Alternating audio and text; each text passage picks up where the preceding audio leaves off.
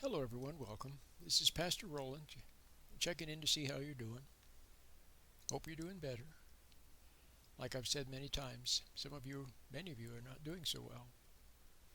You have issues. And at the top of the list of your issues is that you are overreactive. You are reactive to people, places, and things far more than you realize, and it's not good, it's not healthy. In the Bible, it talks about living by faith. Okay? We all know that living by faith is a good thing. We know that. But we're not sure what it means to live by faith. You know what it means? It means to trust in what you know in your heart. First of all, to become acquainted again with your intuition. Another word for intuition is conscience. It's what you know in your heart, wordlessly, without words. You just know without words. Okay? And then you must not only locate it again, now you may not even know that you have it. Okay? You're so far from it. You may only feel a vague anxiety, if anything, a sense that you're not living quite right. Something's missing, something's wrong, but you're not sure what. Well, it's because you're not living according to your intuition. God gives animals instinct so they know what to do. Bunny rabbits know what to do. Cats know how to be a cat. Doesn't have to go to school. Human beings, he gave intuition. So if you trust in what you know in your heart, don't they always tell you to trust your gut? What do they tell you when you take karate classes and self-defense courses and or even if you're talking about creative things, marketing and so on, don't they tell you to trust your gut, trust your intuition? Well, so why aren't you trusting your intuition? They tell you to trust your intuition in extreme cases when you're ready to walk down a dark alley and all of a sudden you get a sense not to go down that alley. Well, that'll protect you from who knows what was in that alley. But what you need to do is to discover your intuition, find it, locate it, and then be close to it and abide by it and look to it always. Intuition first, last, and always. Not what other people say, not what you read in a book, no matter how great a book is supposed to be, no matter how great a person is supposed to be, or how clever or how wise, you trust your intuition. Okay? It doesn't mean you can't listen to what people say. It doesn't mean you can't read. It just means that you run everything by your intuition. Now what you do is you run things through your intellect. See, you run it through your intellect and you plan and scheme and analyze and decide, and you get all bogged down in that and confused and you don't know what to do, and finally you just do something. Or you analyze everything. What is the old expression in business? Paralysis through analysis. Okay. So the expression flying by the seat of your pants, okay, it's an old expression, which is actually not bad. But the only thing is, when people think when you say flying by the seat of your pants, you mean just willy-nilly, just doing whatever. No, that's not what it means. It means to be spontaneous because you're following your intuition each step of the way, every moment. See? So what that means is you have to find your intuition so that it's there, so that you know that it's there, and you pay attention to it. That's what my meditations are for. See? Now the reason why you're so reactive and confused and troubled and anxious and worried and all those other things is because you hear what people say, you react to it. See? And then you run it through your intellect, try to analyze it. See? And then you act, and the timing is wrong, and perhaps the thing you did was wrong, or the thing was right but the timing was off, and it's just you have to learn to be spontaneous. It said that Enoch walked with God. Elijah walked with God, or and they were said to be God's friend. Moses walked with God. Paul did. See, Jeremiah, all these wonderful people. Ruth, see, they walked with God. And that's what you need to do also. Now you see what intuition is. It's more than just, it's more than you think. It's the most basic thing that you have. Most basic form of intuition, what do we call it? The most basic form of intuition? Common sense. Can you learn common sense? No. You either have it or you don't. But I say you have it if you pay attention to it. Common sense. See?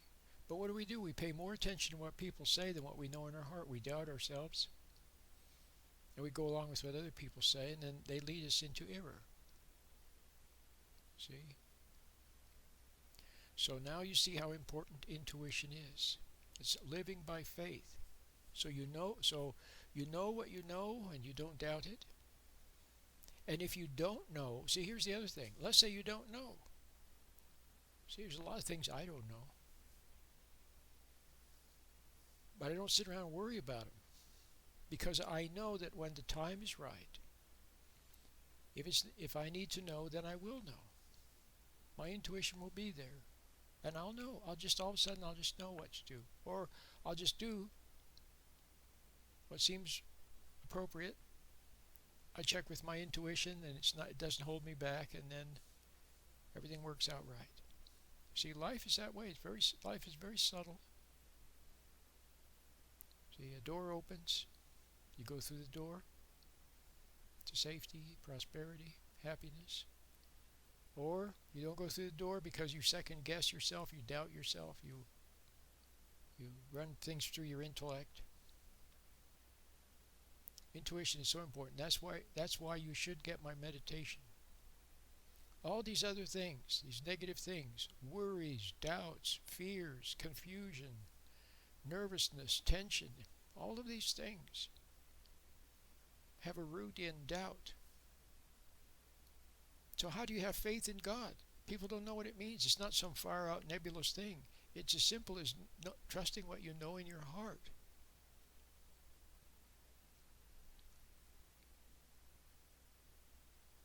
Okay? It's that simple. So you really ought to get my meditation.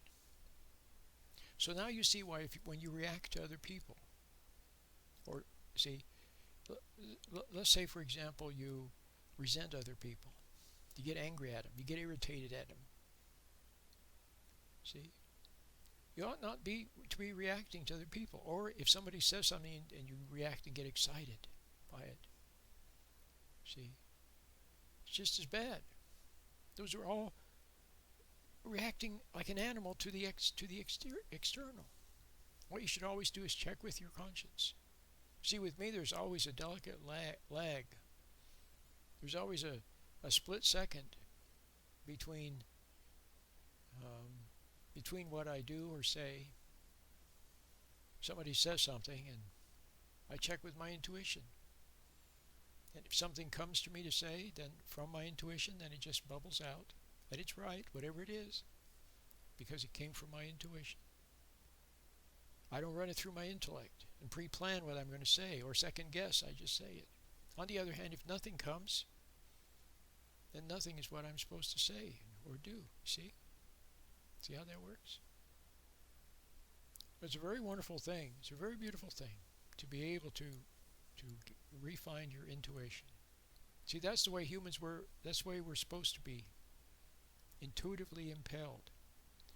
So that your motivation. See, if you know what's right and then you do what's right, what could be simpler?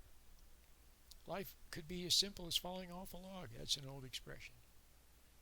For example, this is an example I've given probably 10,000 times over the past 25 years. You're walking down the street, you're on the sidewalk, you're walking down the sidewalk, and all of a sudden there's a big hole in front of you in the sidewalk, a great big deep hole. There's no decision-making process involved about whether you should walk into the hole or not. What do? You just walk around the hole. See? Very simple. You just walk around it.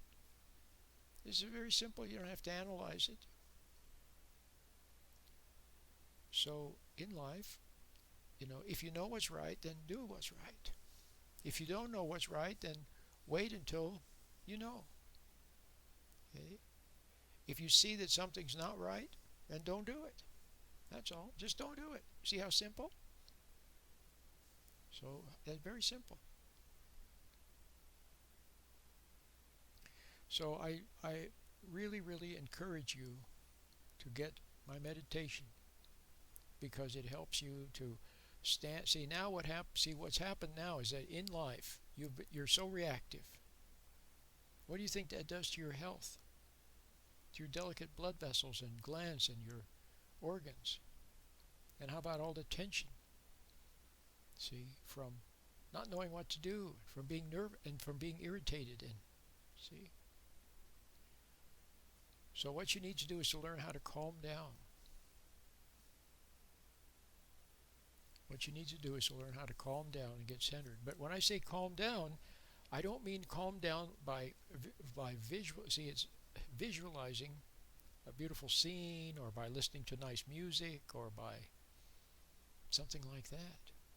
When I say calm down, I mean simply to take a mental step back from your thoughts and emotions.